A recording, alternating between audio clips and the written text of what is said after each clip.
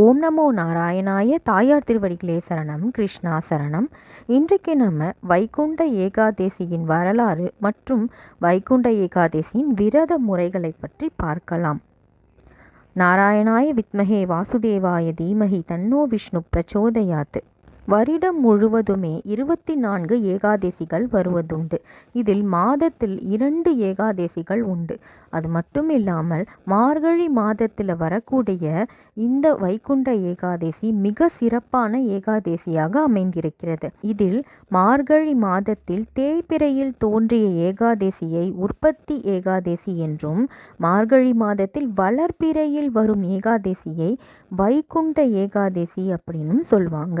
அதனையே மோட்ச ஏகாதேசி என்றும் அழைக்கப்படுகிறது. இந்த வைகுண்ட ஏகாதேசிக்கான வரலாறு அசுரர்களை வைத்தே தோன்றியிருக்கிறது. கிருதாயுகத்தில் முரன் என்று ஒரு அசுரன் இருந்தான். அவன் தேவர்களை மிகவும் துன்புறுத்தி வந்திருக்கும் பொழுது தேவர்கள் எல்லோரும் மகாவிஷ்ணுவிடம் சென்று எங்களை காக்க வேண்டும் அப்படின்னு கேட்டாங்க. அதற்கு நாராயணரும் முரனின் படைகளை எல்லாம் அழித்த பிறகு அவனுக்கு திருந்துவதற்காக ஒரு வாய்ப்பளிக்க வேண்டும் என்று நினைத்து போர்க்களத்திலிருந்து விலகி பத்ரிகாசிரமத்தில் இருக்கக்கூடிய ஒரு குகைக்கு போய் உறங்குவது போல் படுத்து கொண்டாராம். அப்பொழுது பெருமாளை தேடி வந்த அந்த முரன் என்ற அரக்கன் பெருமாள் தூங்குவதாக நினைத்து கொண்டு அவரை கொல்வதற்காக வந்தான். போது மகாவிஷ்ணுவின் மேனியிலிருந்து ஒரு அழகான பெண் தோன்றினாள். ஆயுதங்களுடன் காட்சி தந்த அந்த பெண் முரனை போருக்கு அழைத்தாள். பிறகு இருவரும் போரிட்டு அந்த பெண்ணே முரனை வதம் செய்தார்கள். அப்பொழுது பெருமாள் அந்த பெண்ணை பாராட்டியதுடன் அல்லாமல் அவருக்கு ஏகாதேசி என்ற பெயரையும் சூட்டினார். இப்படியே ஏகாதேசி பிறந்த வரலாறாகும். நீ தோன்றிய இந்த நாளில் விரதமிருந்து என்னை வழிபடுபவர்களுக்கு சகல செல்வங்களை அருள்வதுடன் முடிவில் வைகுண்ட பதவியும் அருள்வேன் என்றார் நாராயணர். இதேபோல மது கைட்டபன் என்ற அரக்கரை பெருமாள் வதம் செய்த பிறகு அவர்களுக்கு முக்தி அளித்தார். அப்பொழுது அவர்கள் கேட்ட வரமே வைகுண்ட ஏகாதேசி பிறக்க காரணமாக இருந்தது. அவர்கள் இருவருமே பெருமாளே, நாங்கள் உங்களை சரணடைந்தது போல பெருமாளே, பரமபதத்தில் நாங்கள் எப்பொழுதும் உங்களுடன் நித்திய வாசம் செய்ய வேண்டும் என்று கேட்டார்கள். அதற்கு மார்கழி மாதம் வளர்பிறை ஏகாதேசி அன்று பரமபதத்தின் வடக்கு வாசலை திறந்து அதன் வழியாக அசுரர்களை பரமபதத்தில் சேர்த்து கொண்டார் பெருமாள். பிறகு அசுரர்கள் தாங்கள் பெற்ற பேரின்பம் அனைவரும் பெற வேண்டும் என்று விரும்பி தங்களை ஆலயங்களில் விக்கிரக வடிவில் பிரதிஷ்டை செய்து மார்கழி மாதம் வளர்பிறை ஏகாதசி அன்று தாங்கள் எங்களுக்கு தந்த இந்த அனுகிரகத்தை ஒரு உற்சவமாக கடைபிடிக்க வேண்டும். அன்று ஆலயத்தில் சொர்க்கவாசல் வழியாக எழுந்தருளும் தங்களை தரிசிப்பவர்களுக்கு, அன்று திறந்திருக்கும் சொர்க்கவாசலை கடப்பவர்களுக்கும் மோட்சம் தர வேண்டும் என்று வரம் கேட்டனர். பரமதயாளனாகிய பெருமாளும் அவ்வாறே கேட்ட வரத்தை தந்தருளினார். இதுவே வைகுண்ட ஏகாதேசியின் வரலாறாகும். இப்பொழுது வைகுண்ட ஏகாதேசியின் விரத முறைகளை பற்றி பார்க்கலாம். மார்கழி மாதத்தில் வரக்கூடிய வளர்பிறை ஏகாதேசியே வைகுண்ட ஏகாதேசி அப்படின்னு சொல்லுவாங்க. இந்த வைகுண்ட ஏகாதேசி விரதம் இருப்பவர்கள் பெருமாளின் அருள் பெற்று பரமபதத்தை அடைவார்களாம். அவ்வாறே பெருமாள் அருள் செய்து இருக்காரு. இந்த வைகுண்ட ஏகாதேசியை பக்தியோடு இருப்பவர்களுக்கு வைகுண்டம் தருவதாக பெருமாள் அருள் இருக்காரு. மாதத்திற்கு 2 ஏகாதேசிகள் போல வருடத்திற்கு 24 ஏகாதேசிகள் இருக்கு. வைகுண்ட ஏகாதேசி மிக சிறப்பு வாய்ந்த ஏகாதேசியாக சொல்லப்படுகிறது. ஏனென்றால் மற்ற ஏகாதேசிகளில் விரதம் இல்லாமலும் இந்த ஒரு நாளில் இந்த ஒரு ஏகாதேசியில விரதம் இருப்பவர்கள் மற்ற வருடம் முழுவதும் இருக்கக்கூடிய ஏகாதேசிகளில் விரதம் இருந்த பலனை அடைவாங்க அப்படின்னு சொல்லப்பட்டிருக்கு. வைகுண்ட ஏகாதேசி விரதம் என்பது 3 நாட்கள் இருக்கக்கூடிய விரதமாக அமைந்திருக்கு. அதாவது தசமி திதியில தொடங்கி ஏகாதேசி திதி முழுவதும் உபவாசம் இருந்து துவாதசி திதியில் பாரணை செய்து விரதத்தை நிறைவு செய்ய வேண்டும். இந்த ஜனவரி மாதம் 9ஆம் தேதி 2025 அன்றே தசமி திதி தொடங்குகிறது.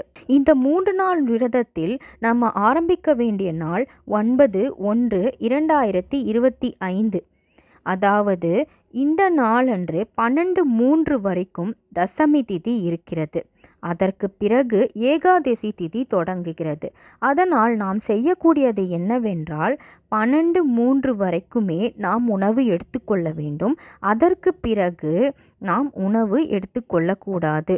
அல்லது எளிமையான உணவாக நாம் எடுத்துக்கொள்ளலாம். பால், பழம், அரிசி வகைகளில் இருக்கக்கூடிய உணவுகளை தவிர்த்து பால், பழம் இல்லை எளிமையான உணவுகளை நாம் எடுத்துக்கொள்ளலாம் இரவு. பிறகு ஜனவரி 10ஆம் தேதி காலை 10:02 வரைக்கும் ஏகாதசி உள்ளது. அப்பொழுது அதிகாலை 4 மணிக்கெல்லாம் பெருமாள் கோவில்களில் இந்த பரமபத வாசலை திறப்பார்கள். அது சொர்க்கவாசல் அல்ல, வைகுந்த வாசல் ஆகும். பூமியிலிருந்து 3வது லோகமே சொர்க்கவாசல் ஆகும். ஆனால் வைகுந்த வாசல் என்பது அனைத்தையும் கடந்து நித்தியமான விபூதி என்று சொல்லக்கூடிய அழியாத ஒரு நாராயணர் மற்றும் லக்ஷ்மி வாசம் செய்யக்கூடிய நிலமாகும்.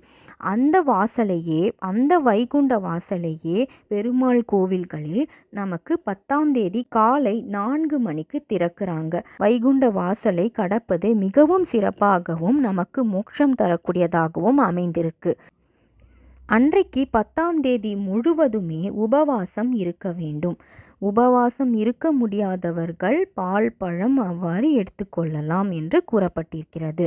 அன்றைக்கு பகல் பொழுது முழுவதுமே தூங்காமல் இருந்து உணவு எடுத்துக்கொள்ளாமல் விரதத்தை தொடர வேண்டும்.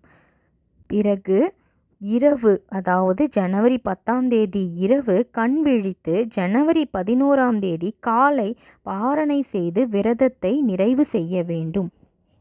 பாரணை என்பது அதாவது 11/1/2025 8:13க்குள்ள நாம் பாரணை செய்து நம்முடைய விரதத்தை முடிக்க வேண்டும்.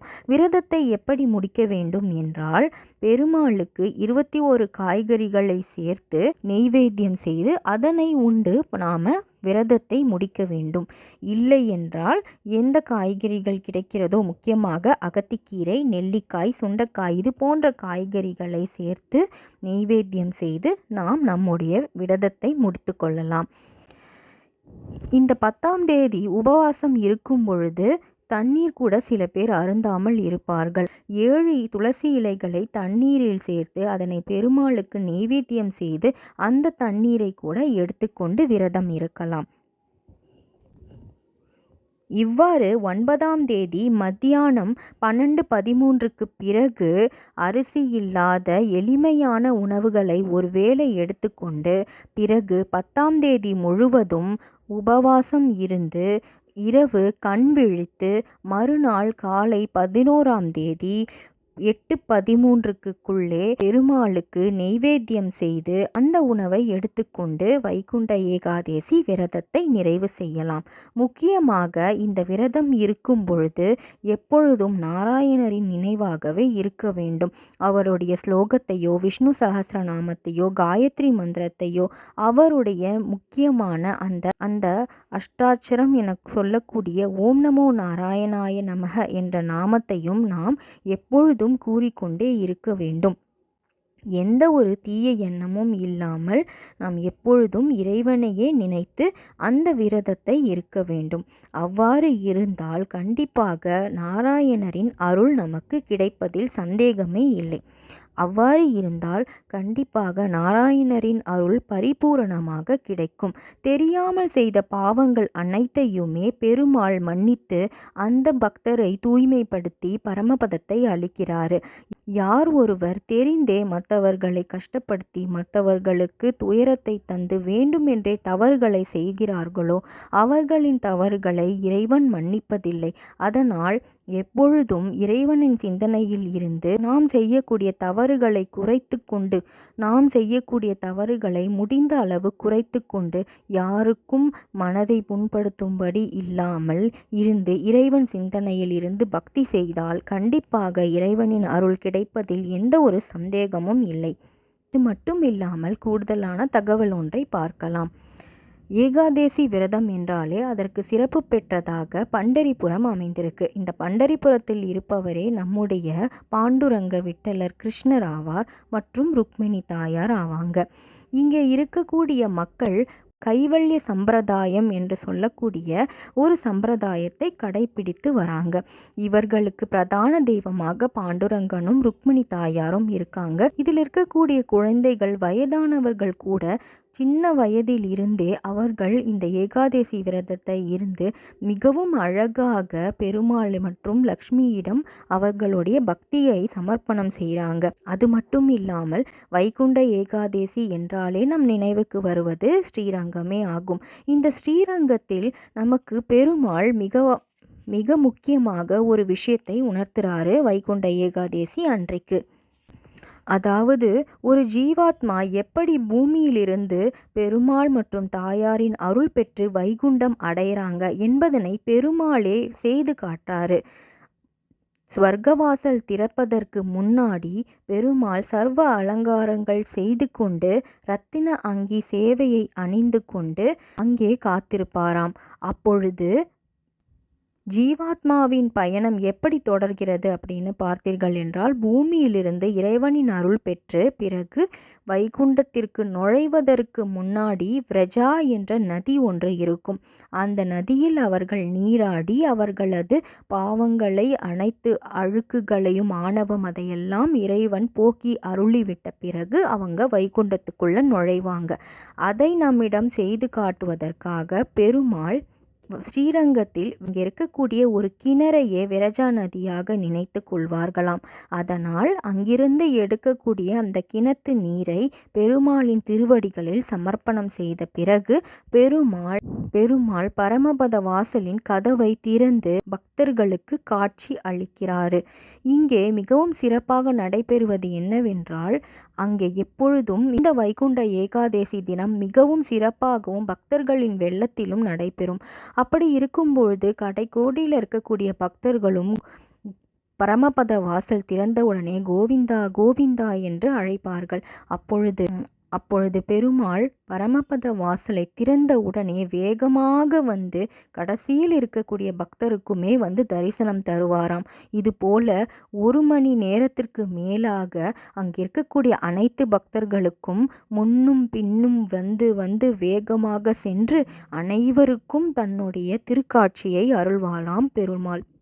இவ்வாறு மிக சிறப்பாக அமைகிறது ஸ்ரீரங்கத்தில் வைகுண்ட ஏகாதேசி திருவிழா. வீட்டில் இருந்தபடியே நாம் இந்த விரதத்தை நாராயணர் மற்றும் தாயாரின் நாமத்தை சொல்லிக்கொண்டு இருக்கலாம். பிறகு இந்த வைகுண்ட ஏகாதேசி நாளன்று பரமபத வாசலை பெருமாள் கோயில்களில் திறந்து வைத்திருப்பாங்க. அதனை நம்மால் சென்று தரிசனம் செய்ய முடிந்தால் கண்டிப்பாக சென்று தரிசனம் செய்து அதனை கடந்து வர வேண்டும். அப்படி இல்லை என்றாலும் மனதார நாம் பெருமாளை நினைத்து கொள்ளலாம். ஏனென்றால் உடல் உபாதைகள் இருந்தால், அதுபோல உடல்நலம் குறைவாக இருந்தால், நாம் முடியவில்லை என்றால் இங்கிருந்தே அவரை நினைத்தால் கண்டிப்பாக நமக்கு அருள் செய்வார். அதில் எந்தவித சந்தேகமும் இல்லை. இதுவே வைகுண்ட ஏகாதேசியின் விரத முறைகளும் பெருமாளின் கருணையும் ஆகும். அதனால் தவறாமல் முடிந்தவர்கள் வைகுண்ட ஏகாதேசி விரதம் இருங்கள். இல்லை என்றாலும் நாராயணன் நாமத்தை அந்த தினத்தில் மறக்காமல் சொல்லுங்கள். அதையே அவர் மிகவும் மனமுகர்ந்து ஏற்றுக்கொள்வார். ஓம் நமோ நாராயணாய. தாயார் திருவடிகளே சரணம். கிருஷ்ணா சரணம். இந்த காணொளியை கண்டமைக்கு நன்றி. தவறாமல் லைக், ஷேர், கமெண்ட் மற்றும் சப்ஸ்கிரைப் செய்யுங்கள். உங்களுடைய நண்பர்கள் மற்றும் சுற்றத்தாருக்கு இந்த விரத முறை மற்றும் வரலாறை பகிருங்கள். ஓம் நமோ நாராயணாய.